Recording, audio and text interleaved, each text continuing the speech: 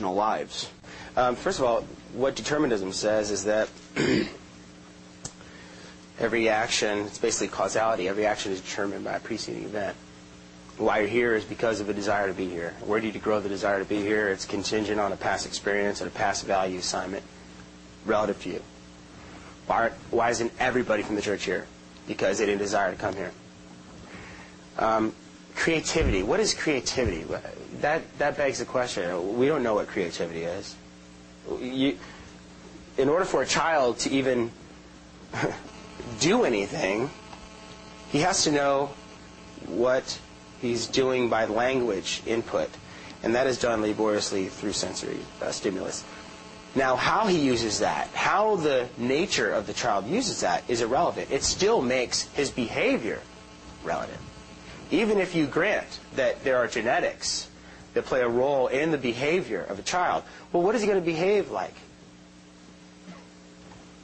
What's he going to do?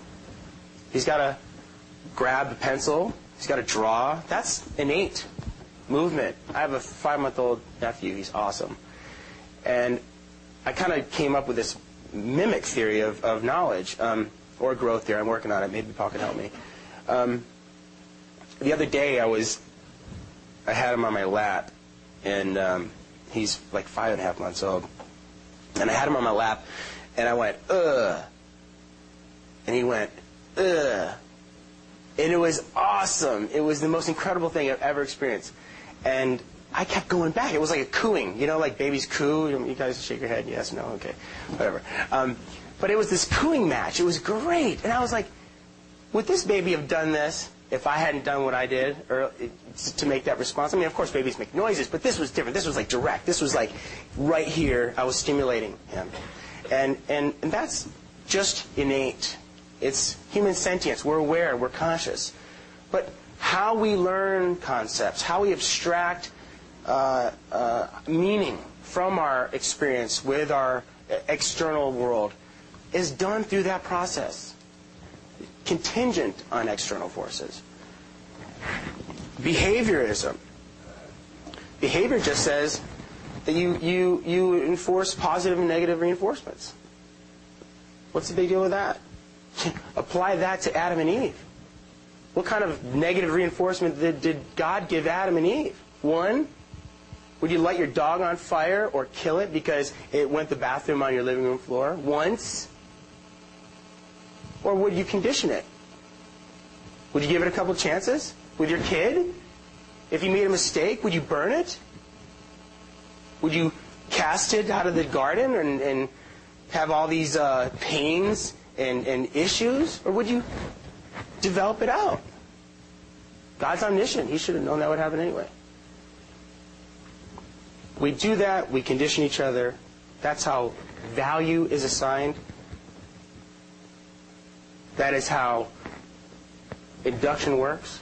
We learn through our personal involvement. This is a particular experience. I'm learning from it. I had apple juice on the plane today. I had apple juice last week. I don't know I'm going to like apple juice next week. I think I might. But this is particular, going to a conclusion. What's the big deal? Why is there a mystery with that, with theism? You mean I have to have God to make a deliberate action? What is deliberation? Before you come to something, if I'm going to drive and I'm going to stop at the stop sign, I deliberate. Am I going to really stop or am I going to kind of coast through it? Well, last week I coasted through it and a cop saw me and he gave me a warning. This time, because of that personal experience, I'm going to change that because you know what? I don't desire the ticket. Why? I don't have a lot of money. Why? Because I'm not good with my finances. It doesn't matter. The bottom line is that you learn through these experiences that this is how you form your behavior patterns, your values, why you accept a proposition or not. Tonight we haven't seen any evidence for God.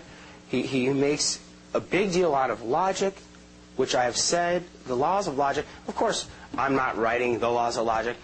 But what do the laws of logic tell us? All they do is they correspond to identities. Look this up when you go home. What are the laws of logic? Read them. Are these like some mysterious entity floating around, the laws of logic? Well, how did you learn about the laws of logic? Through your ears? Through your eyes? I said this already. I feel like a broken record. It's not a big deal. Logic is just you, me, all of us, identities, learning as we go. Learning through our own relative path of induction. Our knowledge, whatever, absolute. We gain confidence, optimistic confidence with our own particulars that we've experienced. And we're not saying that we know absolutely what's going to happen tomorrow. Who cares? Why is that a problem? Why is that a problem for the atheist or for the theist from a materialistic worldview? I don't see the confusion with that or the mystery. I just want to thank everybody for coming out tonight. And I appreciate your attention. And I'd like to thank everyone as well for coming out tonight. And hope that some people out there, if you're wondering, at least might spark some interest for you to want to pursue this and ask yourself, isn't there something to this worldview that if I reject it, I have to reject rationality? And I'd like to thank my Heavenly Father for His graciousness towards me and for saving me. And Derek wants to ask for, he wants to empirical proof, sensory proof. Show me it that the Bible is true. Proverbs 1:7, or excuse me, Psalms 14:1. Psalm 14:1 says, "The fool has said in his heart, there is no God." Mr. Sansone wants proof of it. Well, a worldview which denies, which cannot account for the laws of logic, is foolish. The Bible told us this thousands of years ago. These ignorant people who lived in the boonies told us this thousands of years ago. Mr. Sansone wants to say, I've answered these questions about logic, but he hasn't. I'm asking, first off, a metaphysical question as what the laws of logic are. What are they? What is the nature of these laws? They are not physical, as I've shown time and time and again. If he wants to say it's something you can write on paper, which he just retracted, but originally he said that now it's material. You could destroy the law of logic. Laws of logic are universal, they're unchanging, they are abstract, that is not non-material, and something that is material is something that is particular, contingent, it's changing. So those two qualities don't go together. You can't have a worldview that says all that exists are marbles, but now let me appeal to some non-marble entity in order to prove my worldview. If all that exists are marbles, where is logic? You would have rocks, trees, bushes, and look, everyone, there's a law of logic. I just saw a law of logic. Could Derek, if he didn't want me, maybe he figured maybe I was good at the law of excluded middle. I knew how to really work that. And he said, well, I'm not going to let Paul use that tonight, so I'm going to hide the law of excluded middle under my pillow.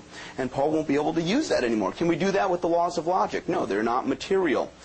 He wants to talk about everything is just a preceding event is what determines you to believe things. Which preceding event?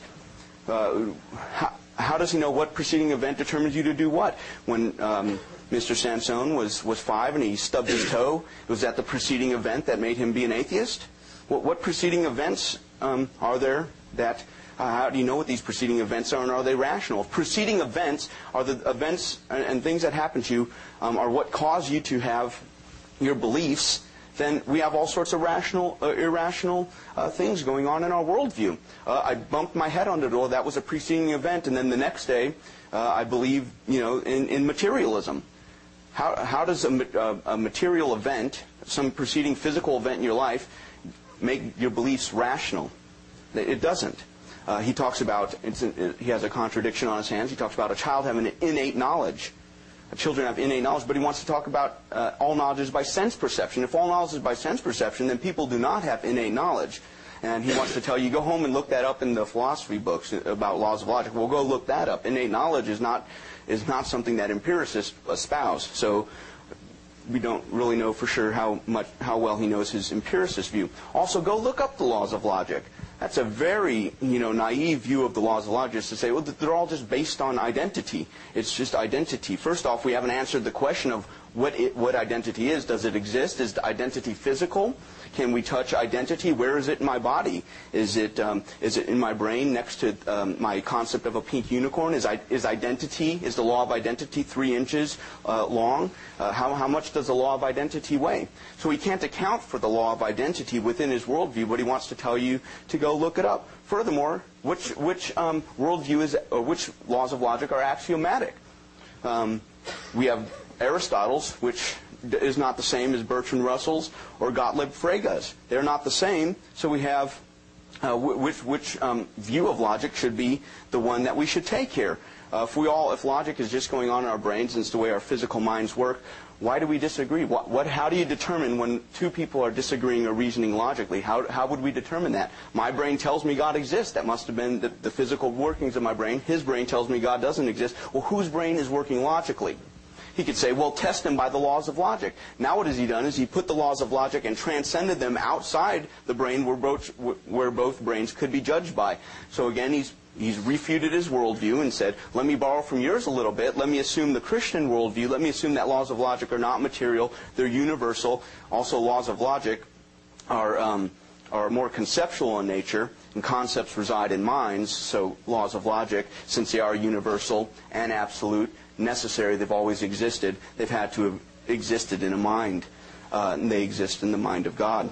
The proof of the Christian worldview, what I came here tonight arguing from the very beginning in my opening statement, is that our worldview is required to make the facts intelligible. In order to know or to make intelligible your claims about logic, to make intelligible your claims about science and morality, you need to presuppose our story, the way our Bible and our religion tells us that the world is. You need to presuppose that view of the world in order to make sense of the world. You can't presuppose the atheist worldview to make sense of reality, because if you do that, then you're going to say logic is fluff. We can't assume laws of logic, and they're based upon me. Laws of logic are based upon me. We've had no explanation for what that means, and we're not going to have one, because the atheist worldview does not have an explanation for the laws of logic. It can't give a coherent account of reasoning and the properties of our beliefs, such as intentionality, aboutness. Pieces of matter aren't about other pieces of matter. Furthermore, propositions. Beliefs are positive attitudes toward a proposition. A proposition is what a sentence asserts. So it's the meaning of a sentence. You can have one sentence in English and one sentence in Spanish, both asserting the same exact proposition. Now, according to a materialist, how could the same thing be in more than one spatio-temporal location? That's in more than one place at one time. How could a proposition be in more than one place at one time? If it was material. Material things are only in one place at one time. But propositions could be the same proposition could be in numerous places at the same time. In writings, in my sentences here, in some sentences in Japan and China and Africa, the same sentence would assert the same exact proposition. But according to materialism, we don't have things that can be instantiated in numerous places at the same time. So all we've heard basically, I think, tonight is running from the arguments, not addressing the questions and the arguments here, and basically saying, oh, he's just asserted things. He's just asserted things. Where's the proof? Where's the proof? Well, that's a bunch of hand-waving. I mean, someone could come up and offer the best proof in the world, and I could say, where's the proof? Where's the proof? Anyone can sit there and keep saying, where's the proof? I've argued it tonight, and we haven't heard interaction with it. We haven't heard, well, here's the metaphysics. Yes, laws of logic really are material, and here's how a material thing can be universal and invariant and abstract and necessary. He's told us that material things are contingent. Well, if something is contingent, then it can't be necessary. Things that are necessary are not contingent things. Contingent things don't have to be. But necessary things do have to be. He told us that materialism is contingent, or material is something contingent. So the laws of logic would have to be contingent, which would make them non-necessary. So he can't use them to necessarily refute my worldview. He can't say, here's a problem in the Bible. You have a necessary contradiction on your hand. I could say, no, it's not. Maybe there's an answer in the future. Who knows? Maybe it won't be a contradiction in the future. Maybe it wasn't back then, but it was now. And we have absurdities happening in our worldview. Does anyone really reason like this? We've heard no answer to the evolutionary argument I posed. How upon evolutionary assumptions do we have a reason to believe that our beliefs are hook up to the world and our truth producing? We've heard no answer to that. We've heard no answer to the arguments that basically, one last thing I'll mention. He says things like God is omniscient. He should have known that they would have sinned. Well, I mean, he did. If he's omniscient, then he did know they would have sinned. So I don't really understand that objection. It'd be logically entailed in it. But if we're going to reject the laws of logic, then an omniscient being might not be a non-omniscient being. So tonight you need to think about what it is about your worldview. If you're going to hold an atheistic worldview, a non-Christian worldview, what it is about that doesn't allow you to be rational, that doesn't allow you to believe in, to hold to science, because you can't account for induction. You need to ask yourself, why is it that my worldview can't account for these things, but the Christian worldview can? Our Christian worldview can, because it's true. The world is rational, and God made it according to His mind. And not only do people need to be saved from moral sin, but we've seen tonight that people need to be saved from their intellectual sin. To deny God is to sin in your reasoning and to become a fool, as the Bible says. It's not name-calling, but it's describing someone who is vain in their reasonings. Okay, we have